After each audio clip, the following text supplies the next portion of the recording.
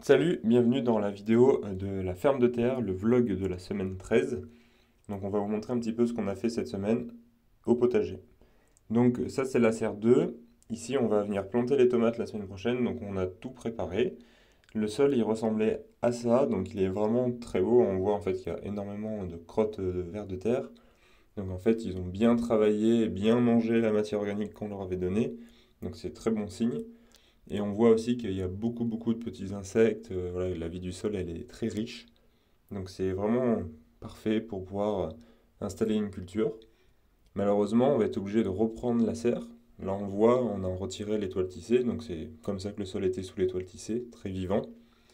Et en fait, sous les toiles tissées, on va être obligé de reprendre les zones qui ont été cultivées, parce qu'en fait, on va faire les planches différemment. On va ordonner différemment. Du coup, en fait, on est obligé de décompacter les chemins, les passe-pieds, là où on passait avant, puisque c'est là où on va cultiver dorénavant. Donc pour ça, ben, comme d'habitude, on va utiliser le griffon, qui est un cultivateur qui va venir décompacter, comme on peut le voir sur les images, le sol, et ça va aussi venir mélanger un petit peu la matière organique qu'on avait mis en surface, en l'occurrence du compost de déchets verts. Et cette matière organique, du coup, elle va venir nourrir le sol qui a été décompacté. Et par la suite, on va aussi vous montrer qu'on va revenir apporter de la matière pour que dans les prochaines semaines et les prochains mois, la vie du sol, elle ait encore de quoi se nourrir et continuer à améliorer le sol. Donc on voit que ça nous permet aussi de désherber les zones qui s'étaient enherbées les semaines d'avant. Donc on voit que le sol, une fois qu'il est décompacté, il reste beau, il reste grumeleux et il y a encore des mottes. Voilà, donc en fait on n'en fait pas de la poudre comme on pourrait le faire avec un rotavator ou un motoculteur. Du coup ça permet de ne pas tuer justement toute la vie du sol. Une fois que le travail a été accompli, on voit que ça ressemble à peu près à ça. On voit que les planches commencent à se dessiner. Donc pour continuer à préparer ces zones pour les tomates, on va venir mettre du fumier de poule, comme on fait d'habitude, pour apporter de l'azote pour les cultures de tomates. Donc là, on en met quand même pas mal, hein. Je pense qu'on doit mettre à peu près environ 1 kg du mètre carré, ce qui est beaucoup pour du fumier de poule. Mais les tomates, c'est très gourmand, donc c'est ce qu'il faut mettre. En plus, ça va se dégrader au fur et à mesure. Et le fait de rouler avec le tracteur, bah, ça permet voilà, de former en fait là où il y aura les planches et là où il y aura les nouveaux passe-pieds. Après, on passe un petit coup de râteau pour niveler en fait la terre et en même temps ça permet d'incorporer légèrement le fumier de poule qui va être mis dans le sol et mélangé de cette manière-là. On voit un petit peu le travail que ça donne. Et pour continuer à nourrir la vie du sol, comme je vous l'expliquais, on va venir apporter du compost de déchets verts. Donc là il est un petit peu plus grossier, mais c'est pas grave puisqu'on va venir faire des plantations, donc ça ne gêne pas si le paillage est assez foisonnant. On aurait pu aussi mettre de la paille, du foin, du BRF, ça aurait fonctionné aussi. On utilise du compost de déchets verts parce que c'est ce qu'on a à disposition. Et après on arrose bien, donc là on voit que le compost il est mouillé et ça permet de favoriser la décomposition de la matière organique et la digestion de la matière organique qu'on vient d'incorporer et de mettre en surface de notre sol. Et ça permet aussi de préparer la plantation puisque le sol sera plus meuble. Sur les côtés des planches, on fait des toutes petites planches qui font 60-70 cm. On va venir mettre des melons d'un côté et des poivrons de l'autre. Et les aubergines, on les met dans une autre serre. Ça permet en fait de mieux ventiler la serre, parce que sinon si on mettait tout au même endroit, ça serait très rempli et on aurait des difficultés pour tout irriguer correctement et tout ventiler correctement. On voit qu'on installe le goutte à goutte. Donc le goutte à goutte, en fait, ça permet de arroser correctement en étant de manière homogène et en économisant l'eau sans mouiller en fait les feuilles, ce qui va permettre d'éviter des maladies cryptogamiques, donc des maladies de champignons, comme par exemple le mildiou, qui est vraiment un classique sur les tomates. Donc on va surtout arroser par goutte à goutte pour cette raison-là. Et ça permet aussi de vraiment cibler l'arrosage. Et en fait, on les met vraiment là où il faut. Donc la nourrice pour le goutte à goutte, c'est du 40, voilà, 40 mm de diamètre.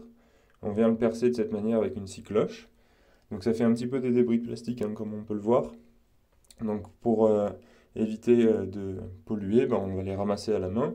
Et les petits bouts qui restent, voilà, sur le bord, on va les cautériser avec un briquet.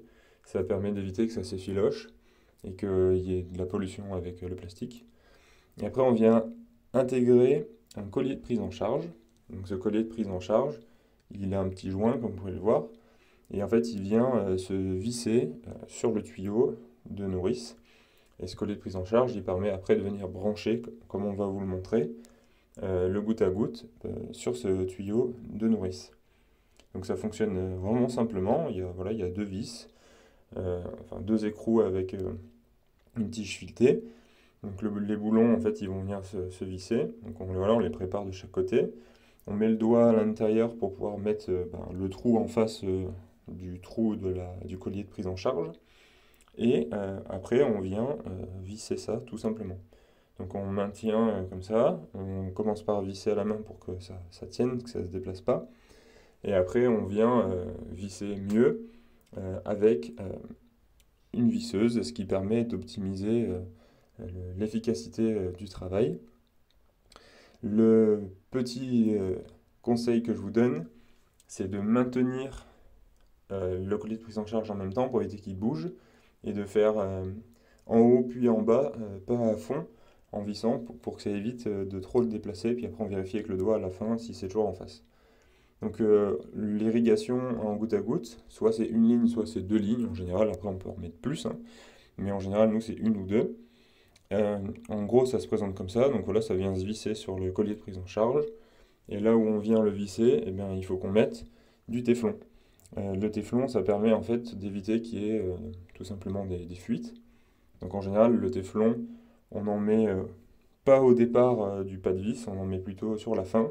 Comme ça, le pas de vis au début, il rentre bien dans le trou, dans le pas de vis.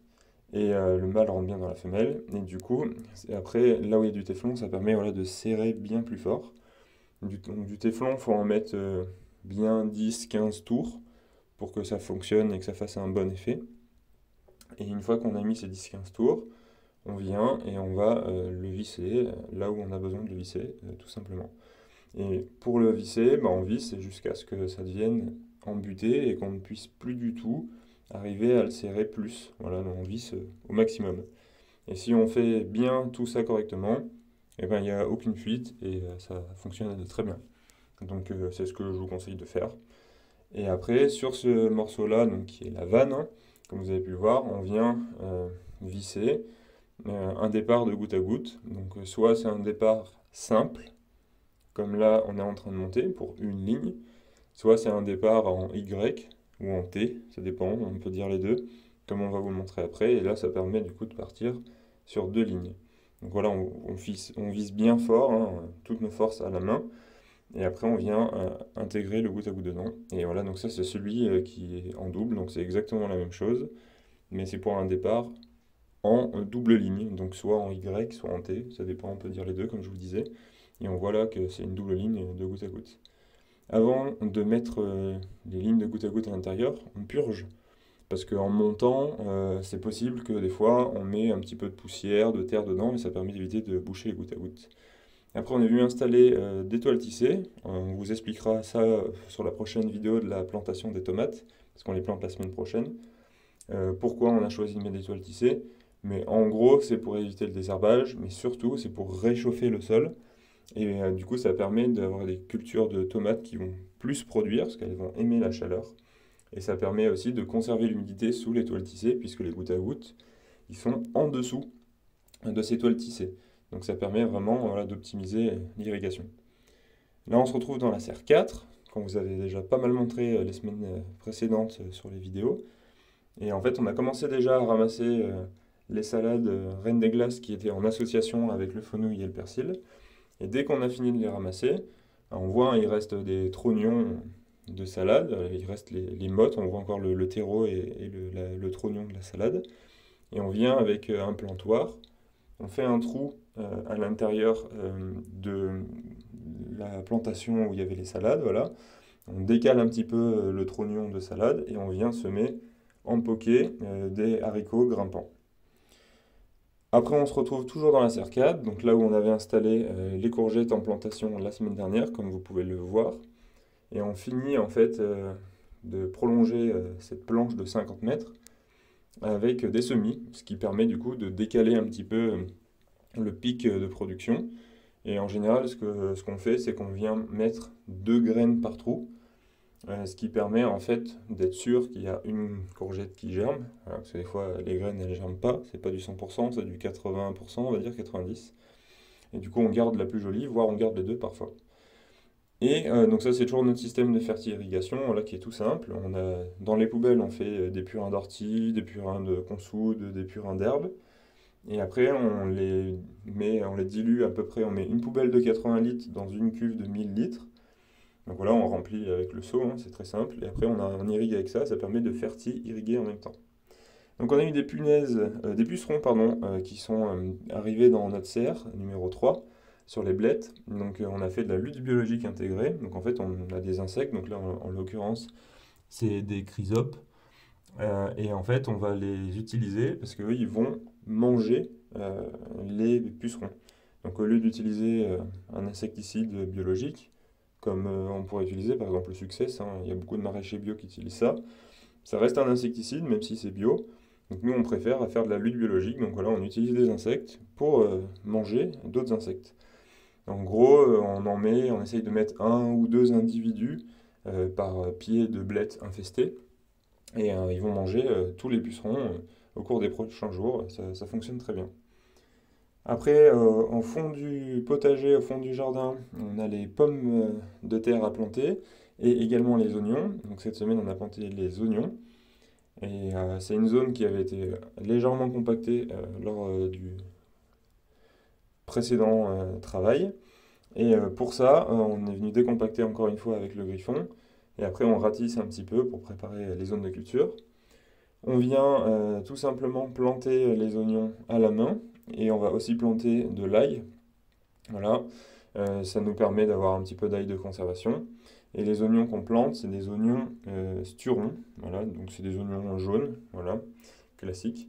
Et en fait, ça permet après d'avoir des gros oignons jaunes de conservation pour pouvoir en avoir tout l'automne et tout l'hiver.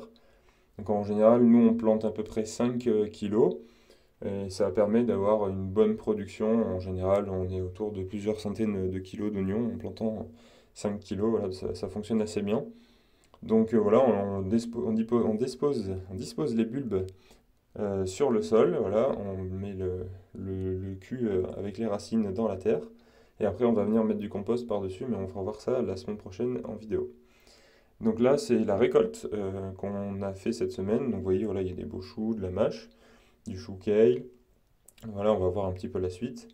On a fait voilà, 2 fois cette récolte dans la semaine, puisqu'on récolte 2 fois par semaine. Mais là, c'est une seule récolte qui a été filmée pour vous donner une idée à peu près de la quantité que ça fait une seule récolte. Donc voilà, il y a beaucoup de salades. Voilà, nous, on travaille avec le magasin, comme je vous ai expliqué, des magasins Biocop. Donc en général, on a quand même pas mal de salades, de verdure, de bottes de blettes, etc. à préparer.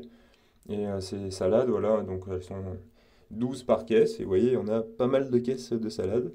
Et en général, on ramasse 2 3 caisses par type de salade. Donc sachant qu'il y a 12 salades par caisse, voilà, je vous laisse faire le calcul. On voit aussi qu'il y a des oignons nouveaux, des choux de Bruxelles. On va voir aussi également qu'on a du mesclun, des choux raves. Donc voilà, on a quand même pas mal de diversité à cette époque qui n'est pas forcément très abondante. Mais du coup, ça c'est grâce au cerf. Voilà, donc là vous voyez le mesclun. Donc on l'emballe toujours dans du papier pour qu'il soit mieux conservé. Et là on se retrouve dans la serre 4 où on avait planté les pommes de terre. Et on voit que ben, le sol, donc vous avez fait une vidéo comment restaurer un sol. Et on voit que le sol il est déjà en cours de restauration puisqu'il y a déjà voilà, des champignons. Et on voit que les pommes de terre, elles ont très très bien poussé, hein. Si ça continue sur ce rythme-là, dans 3 semaines, on va récolter les premières pommes de terre nouvelles. Donc c'est très satisfaisant et voilà, on est très content de ce que ça a pu faire. Et en plus de ça, on voit que le sol il est en train de se restaurer puisqu'on a la preuve par les champignons que la matière organique elle se dégrade bien. Donc c'est vraiment super. Donc la semaine prochaine, on va planter les tomates et tout le reste, on vous fera voir ça en vidéo. Si ça vous a plu, abonnez-vous, posez vos questions en commentaire et à la semaine prochaine. Salut!